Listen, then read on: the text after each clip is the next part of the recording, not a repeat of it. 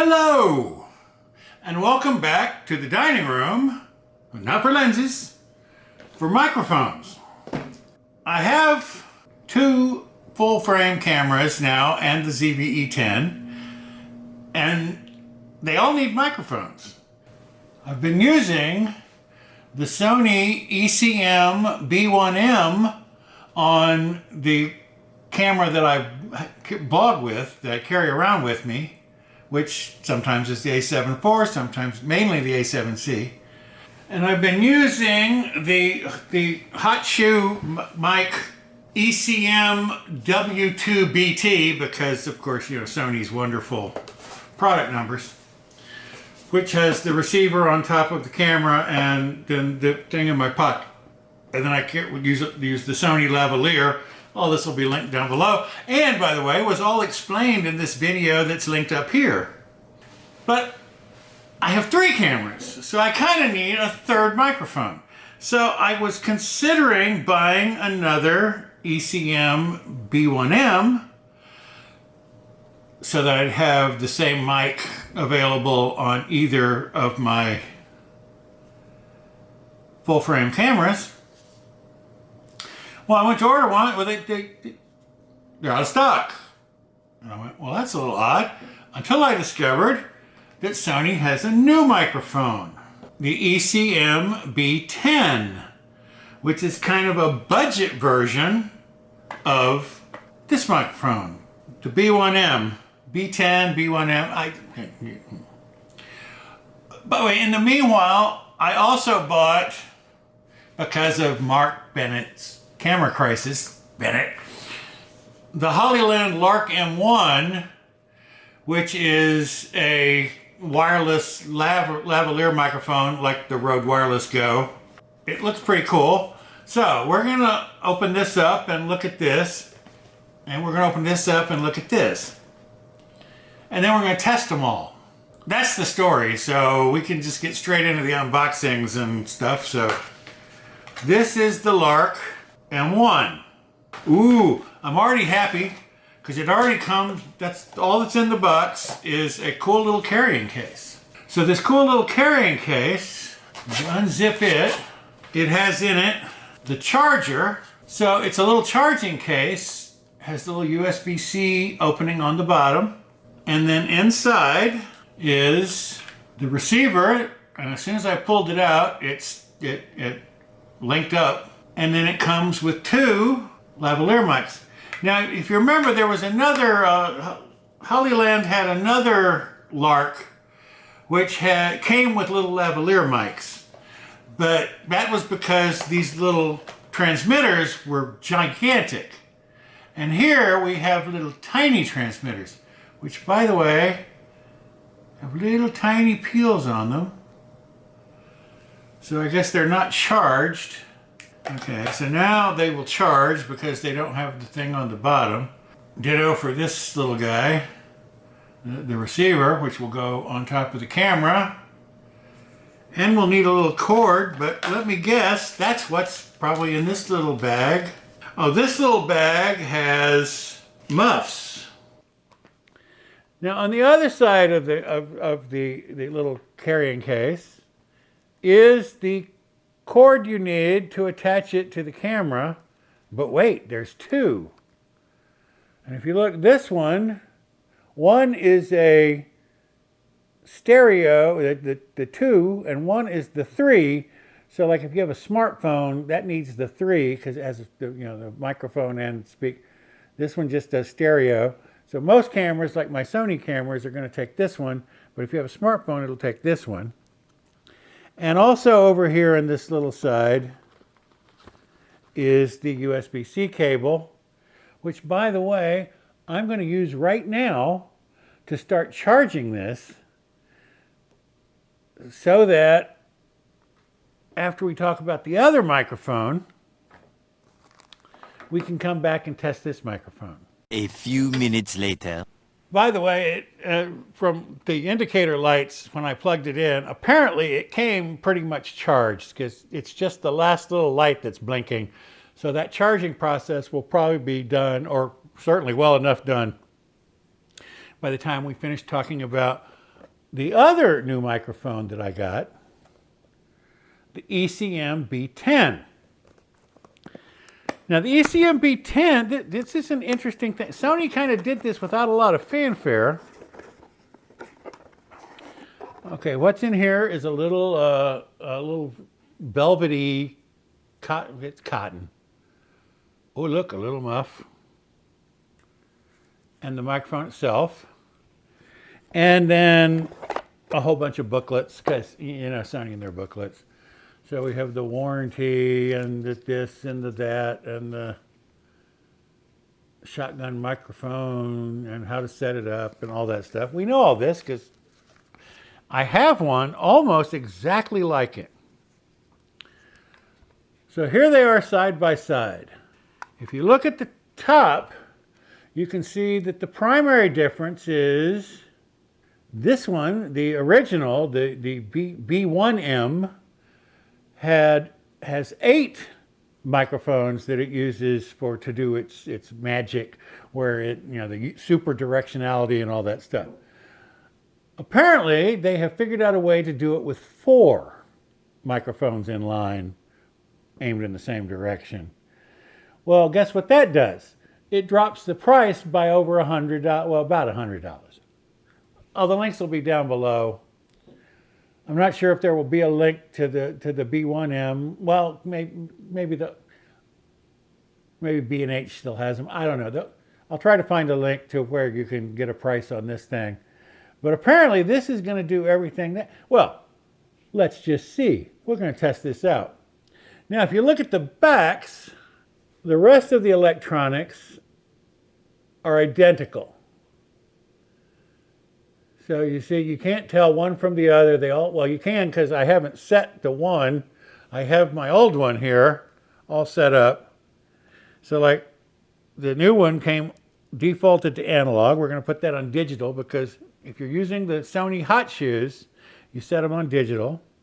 They're both right now, default comes set to super directional. The filter, I have noise cancellation on my old one. Didn't even know. It's off on the new one. Well, since we're going to test them, let's turn them both off. And then the attenuation. Now, I mentioned in the review of this one, which again, linked up here somewhere, that because of the digital nature and the pairing with the Sony Hotshoes, you can't overload, you can't overshoot the audio levels. They're both set on auto. Now, but I always set, I've been setting this one, the old one, to minus 20 dB. The new one comes set to minus 10 dB out of the box. But I have found with the older one anyway that minus 10 dB works pretty good. I am now going to the old one on the A7 IV, and I'm going to put the B10, the new one, onto the A7C over here. So now we're going to test both of these at the same time, the same way we tested in this video, the original one. I'm going to check, I have them in super unidirectional mode, aimed at me, and I'm going to walk behind them so you can hear how my voice changes. But I'm going to switch to I have the ZV-E10 set so that you can see me as I walk around. So that'll be the picture for a while. But and on the screen I'll tell you what microphone you're listening to. So far this whole time you've been listening to stereo lavalier through the W2BT. Okay, so now this is the audio from the A7 IV with the B1M. So you're listening to the B1M on the A7 IV from the front. This is the audio from the B10 on the A7C. So, B1M, B10. B1M, la la la la, B10, la la la la. Now I'm going to get up and walk around. So now I'm walking around, and now I am directly beside, which you should be able to see from over there. So they're both aimed this way, so I'm completely off axis. I'm 90 degrees off axis. So now, this is the audio from the B1M on the A7 IV. This is the audio on the B10 on the A7C. Now, if you're looking at the from that angle, you can see I'm about 5 inches closer to the B10. So it should be slightly louder. But now when I walk around behind them, which I'm doing right now, now I'm standing in between them, so I'm equidistant and I'm directly behind. But they're both on super directional, so I should be kind of quiet. Oh, well, let's hear. This is the B1M. So this is the B1M from behind. This is the B10 from behind. B1M from behind, B10 from behind. Now I'm going to flip them both into omnidirectional mode. So now you're listening to me on the B1M on the A7C in omnidirectional mode. And now you're listening to me on the B10 on the A7C in omnidirectional mode. And now I will walk back beside them, again remembering that I'm somewhat closer, like 5 inches closer. I'm about, well, it's hard to judge distances, I know, looking in the camera, but I'm about 1.5 feet from the B10 and then like another 5 inches from the B1M. So this is from the side to the B1M in omnidirectional mode on the A7 IV. And this is the audio from the B10 in omnidirectional mode from the A7C. And now I will walk back around to the front. Again, they're both in omnidirectional mode. This is the B1M omnidirectional mode from the front. This is the B10 omnidirectional mode from the front. I am now going to put the wind muffs on. This is the audio from the B1M on the A7 IV with the wind muff attached in omnidirectional mode. And this is the audio from the B10 with the wind muff attached in omnidirectional mode on the A7C. Now I'll walk around again. This is the audio from the side in omnidirectional mode, the B1M on the A7 IV, and this is the audio from the side on the B10 with the wind muff on in omnidirectional mode. And now we have, again, standing almost directly, directly between them. This is the audio on the B1M from behind, directly behind, in omnidirectional mode with the wind muff on. And this is the audio from directly behind with the wind muff on for the B10. Now I'm going to put them back into super directional mode. It's a little harder with the wind muff on because it kind of covers it up. So now I'm behind again. I'm still behind, but now I'm in super directional mode facing frontwards. So you may not hear me. You should not hear me as well. But this is from the B1M on the A7 IV with the wind muff on in super directional mode.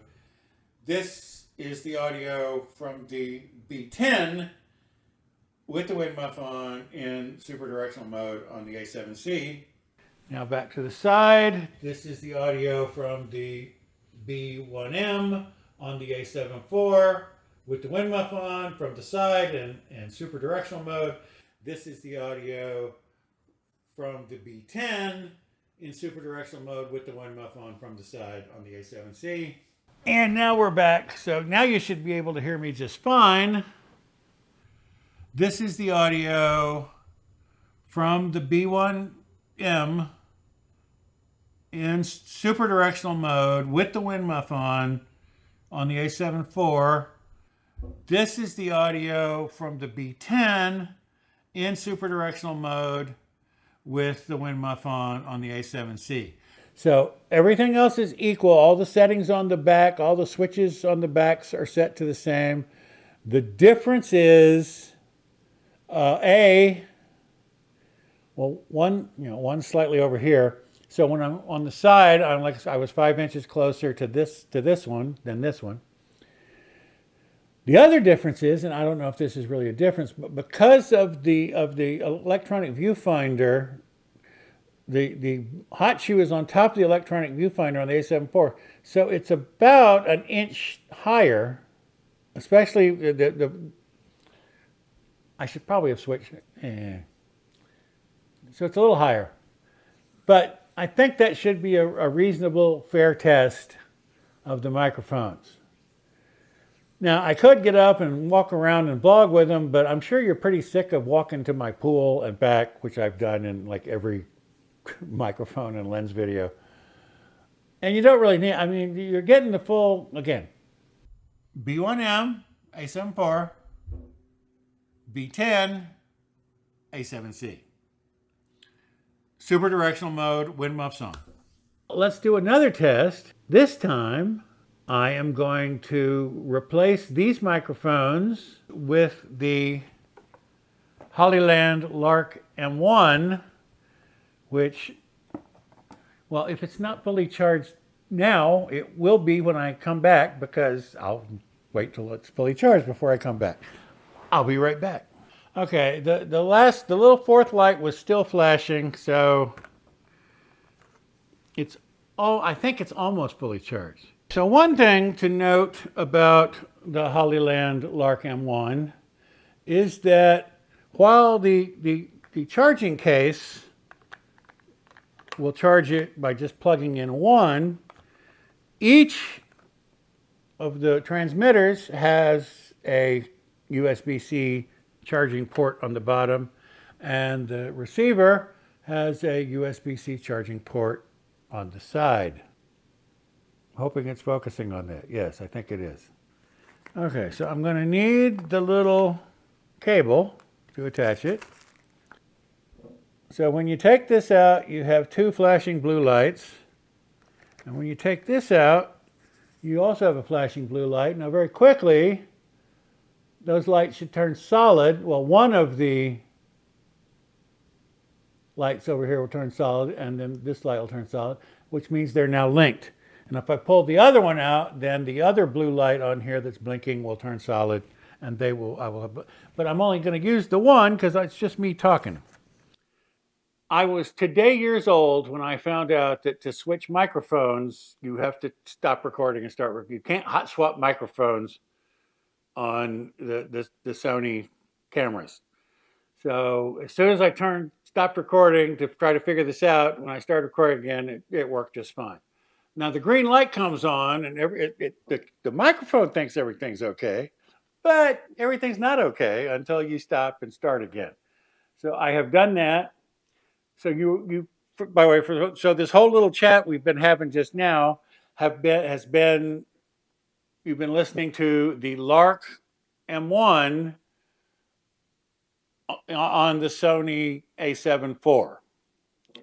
Now that I know, I'm going to stop recording again so that I can move the Lark to the A7C. So I have switched the microphones. So now we're back to the B1M mic on the A7 IV. Now you're listening to the Lark M1 on the A7C.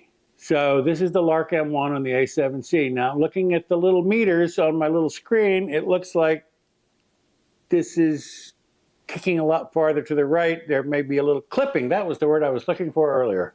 With the B1M, it's impossible to clip because of the digital nature and how it does its magic. You'll never clip. But with this mic, you can clip. So we'll see how it does.